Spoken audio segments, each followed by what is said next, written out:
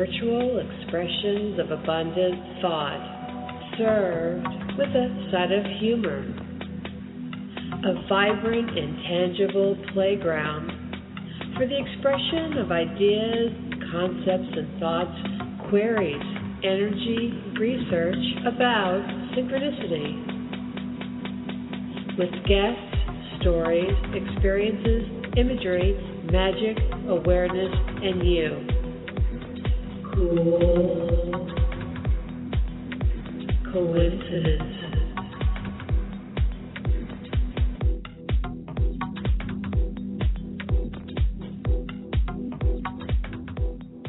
Welcome to Cool Coincidence.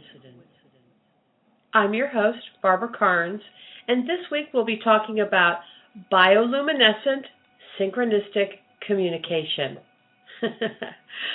Simply put, fireflies, light bulbs, and data. This idea came about as a result of my going outside last night and having a really interesting experience with the local fireflies. They're also known as lightning bugs. And I'm originally from Indiana, and we say lightning bugs. We don't say fireflies. And now that I think about it, since we do have an international audience, I'm not sure everyone who's listening even knows what a lightning bug is. So let me fill you in. A lightning bug is a beetle. During the day, it's unassuming. You wouldn't be able to tell it much different from any other. At night, however, it lights up magically. It's absolutely gorgeous. According to National Geographic, there are over 2,000 species of fireflies, each with its own distinct pattern of flashing lights. Now, around dusk, from mid-June through mid-July, for a couple of hours each evening, say until about 30 minutes after it gets dark, the lightning bugs begin to dance.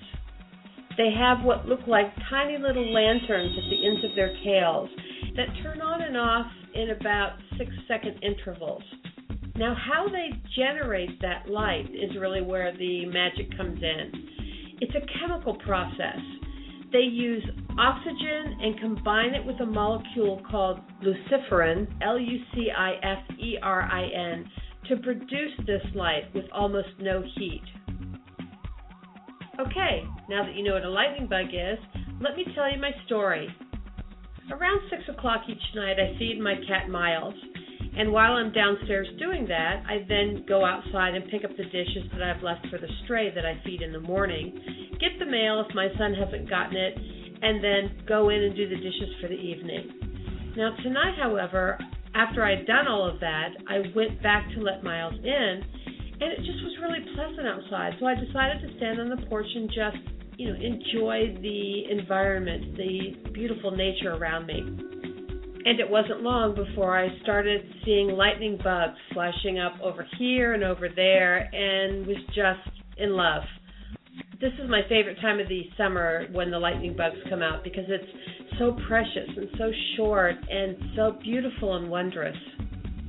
Anyway, I walked out into the yard and realized that they were everywhere and was kind of moved by the whole thing. We always do have a lot of fireflies here in our yard, and I get a great view of them because we have a huge open lot on the side of our house. So I decided to do an experiment. I thought, let me try to set the intent to have them come around me. And I'll hold out my arms and I'll have them land in my palms. And I did it. I tried to create an environment of allowing, be open in my energy, kind of use an energy of an invitation to have them come towards me. And they did, but yet they didn't land on my hand. And I thought, this isn't supposed to be a trick. This is supposed to be an energetic invitation to draw them to me. And sure enough, they started landing on me. One here, one there, then those would leave and others would come. And I was, again, just moved. So I knew I had tapped into some kind of experience, some communication or connection with them. Then I looked down the street, and I thought, well, let me move away from this area and walk down the street and into this large grassy area next to the house, our side yard. and see if I get the same results. Sure enough, they seemed to come closer to around the area that I was, and they began to land on me again. Now, believe me, it's not that uncommon for a lightning bug to land on you. They will. They're very docile, sweet little things. They fly slowly, not like a house fly or a mosquito or a bee. But that many of them was unusual. That's never happened to me before. And then I looked across the street where there's a house that, oh my gosh, I'm sitting here and I have a little sparrow that has just landed on my windowsill and it's looking at me. That's pretty cool. Okay, well, let me continue now. I'm looking across the street. The house was sold a good 6 months or so ago before winter because the gentleman who had lived there with his wife and children his whole life had passed, and he was the last of the chain, and the children sold the house to some kind of investor. So they started tearing the area up last winter, right before it got cold, and then they never came back to do anything. So that's the beautiful sight I have out my window right now. But despite that, there's a lot of tall grass and bushes that have, grown a little wiry, and there seemed to be a whole bunch of them right across the street. And that's when I noticed they were flashing in synchronicity. They would flash on and off, almost like a pattern. And I thought, wow, that's really wild. I've never seen that before. I only noticed it because there was such a large clump of them that it was more easily recognizable that the light patterns had a rhythm to them. So I continued to look at them, and then I looked down the street. And I realized that there was a scant few in everybody else's yard. They all seemed to be across the street, which was just maybe 10 feet from me, and in my yard, around me. And I was like, wow, that's so wild. So again, I'm not saying that there weren't any down the street, but there were only, one or two per yard. So I looked down the street in the other direction. Now I'm looking, north, south, east, I'm looking west. And it's the same thing. I see one or two per yard all the way down the block. Our house is on the corner, so I go to the intersection and look north and then south. The same thing. There either were none or there were just a spattering. And they were all around me and my yard and across the street. Just imagine how that would make you feel when you set out this intent to calm your energy and allow and invite and feel that vibration, and then find you're getting a result. And then on top of that, to find that you've got this synchronistic light show across the street. I was moved, I was enthralled, I was curious, and that's when I realized that one of the outside lights on the garage was out. So I ran in the house, grabbed a new one, came out and swapped it, and there I am with this task-completed light bulb in my hand. And that's when it struck me. Here I am, I've got a light bulb in my hand, and I'm surrounded by all of these fireflies who have all the energy that they need. And I was thinking to myself, I wonder if it's possible to use your own energy to light a light bulb. So there I was, out in the dark now, looking at this light bulb, looking like a complete idiot to the rest of the neighborhood, and doing the same thing with it that I did with the lightning bugs, just trying to use my invitation, my energy to light the thing.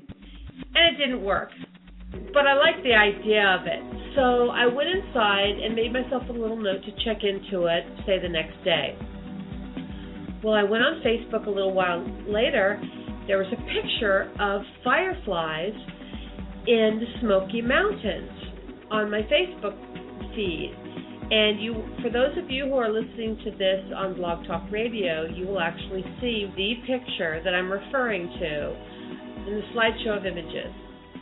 For the rest of you, you'll find a link in the description section. And that's when the real fun began. I went online and started Googling.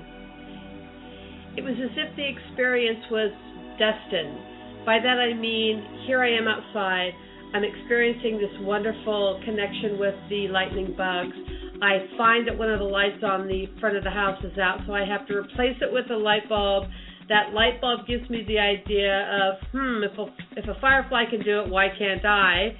That leads me into the house. I go on Facebook, I find a picture of a firefly, and now I'm Googling and everything comes together. I find an article in the New York Times where they're interviewing a woman named Lynn Faust, who is a naturalist who has discovered that there is this group of special fireflies in the Smoky Mountains that actually do this synchronistic light exchange. That leads me to a TED Talk video by Stephen Strogates where he's talking about the synchronistic exchange in nature, birds, fish, fireflies, and then inanimate objects. Then that leads me to a video by a gentleman named Zara Badia from Georgia, who's considered a human generator because he discovered that he's able to light bulbs simply by touching them, which leads me to a final TED Talk video by a gentleman named Harold Haas, who's discussing wireless data from every light bulb, where he's discovered how you can take an LED light, add a little microchip, and all of a sudden you're able to use that light source to store and retrieve data. So let me play these clips for you back to back so you can get a sense of what my experience was all about. And then we'll come back and talk a little bit more.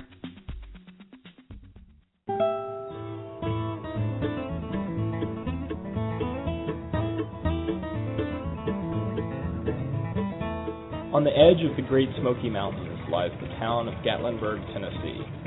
It's a vacation hotspot where Main Street attractions, from the Hollywood car exhibit to something called the Beef Jerky Outlet, vie for tourist attention and dollars.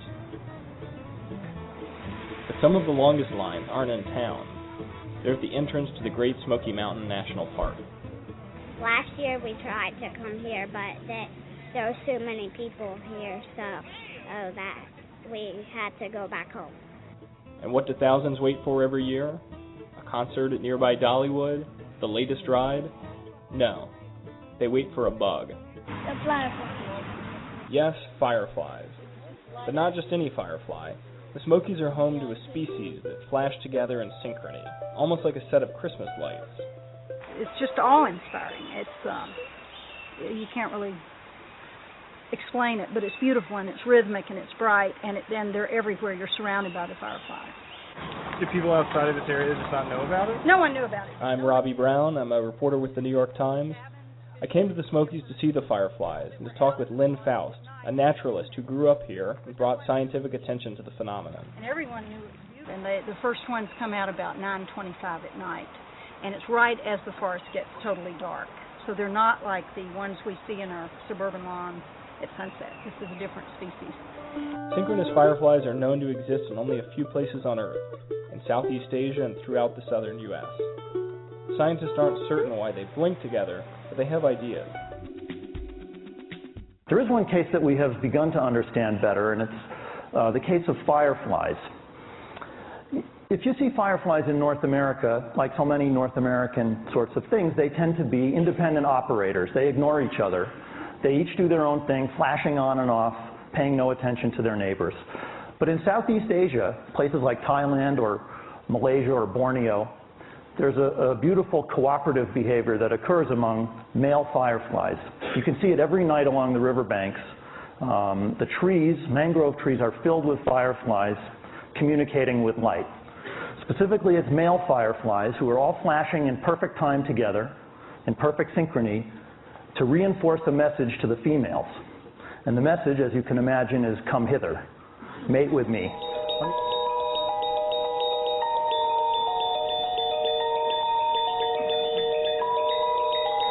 Now in a second I'm going to show you a slow motion of a single firefly so you can get a sense. This is a single frame, then on, and then off. 30th of a second there. And then watch this whole riverbank and watch how precise the synchrony is. On, more on and then off.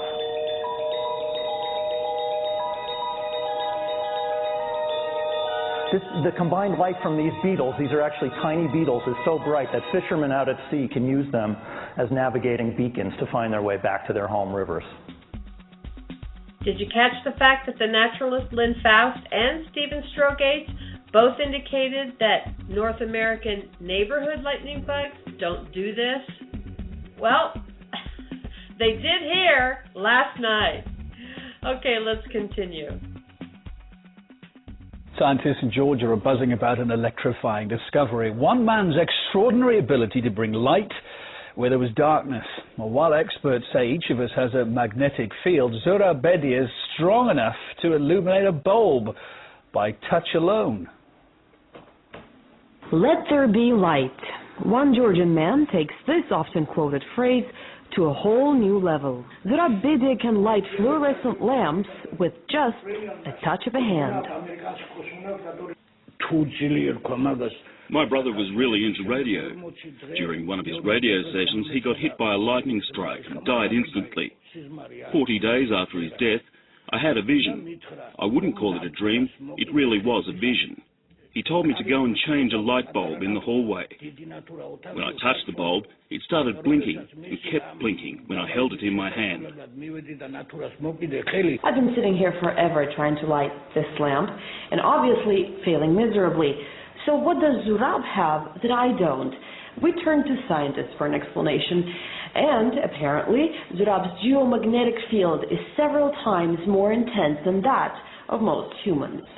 An entire laboratory has been set up by Georgia's top scientists to investigate the Zurab Bedi phenomenon. But for them, it's not his ability to light bulbs that matters, but the possible effect this could have on medicine and science. It's light. And light has been around for many millions of years. And in fact, it has created us, it has created life, has created all the stuff of life. So it's inherently safe to use. It wouldn't be great to use that for wireless communications. Not only that, I compared the entire spectrum. I compared the radio waves spectrum, the size of it, with the size of the visible light spectrum. And guess what? We have 10,000 times more of that spectrum, which is there for us to use. So not only that we have this huge amount of spectrum, let's compare that with the number I've just mentioned. We have 1.4 million expensively deployed, inefficient radio cellular base stations. And multiply that by 10,000, then you end up at 14 billion. And 14 billion are the number of light bulbs installed already. So we have the infrastructure there. Look at the ceiling. You see all these light bulbs. Go to the main floor. You see these light bulbs. Can we use them for communications? And yes, what do we need to do? And there's one thing we need to do is we have to replace these inefficient incandescent light bulbs and fluorescent lights by these new technology of LED light bulbs. An LED is a semiconductor. It's an electronic device. It has a very, very nice and cute property. Its intensity can be modulated at very high speeds, and it can be switched off at very high speeds. And this is a fundamental, basic property that we exploit with our technology. We have also developed a demonstrator, and I'm showing for the first time in public this visible light demonstrator. And what we have here is an ordinary desk lamp. We fitted in an LED light bulb worth $3, put in our signal processing technology. And then what we have here is a little hole, and the light goes through that hole. There's a receiver. The receiver will convert these little subtle changes in the amplitude that we create there into an electrical signal. And the signal is then converted back to a high-speed data stream. In the future, we hope that we can integrate this little hole into these smartphones. And not only integrate a photo detector here, but maybe use the camera inside.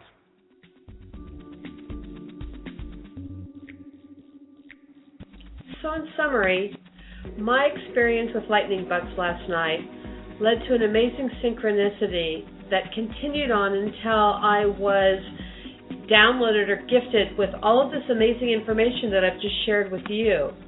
What does it all mean? Well, I think that that's really up to you and what you perceive in your reality. But to me, if I can simply figure out how to increase my electromagnetic field, not only can I communicate with the lightning bugs energetically, I might be able to light that light bulb. And if I can light that light bulb, imagine the communication that I can share through simple wireless LED light exchange. That'll do it for this week's podcast. Be sure to visit us on Facebook at facebook.com/coolcoincidence. And I'll see y'all next week.